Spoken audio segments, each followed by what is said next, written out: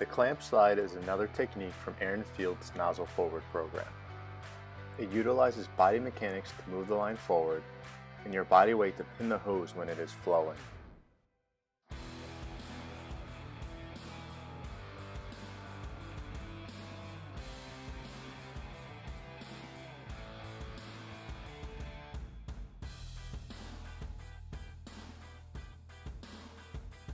Start off by standing on the left side of the hose. Kneel down with your right leg so your knee is on the right side of the hose and your foot is on the left. The left hand grasps the hose just behind the nozzle and pulls the hose into the left shoulder. The right hand reaches forward and outside. Then, with a pendulum motion, drive the right leg forward.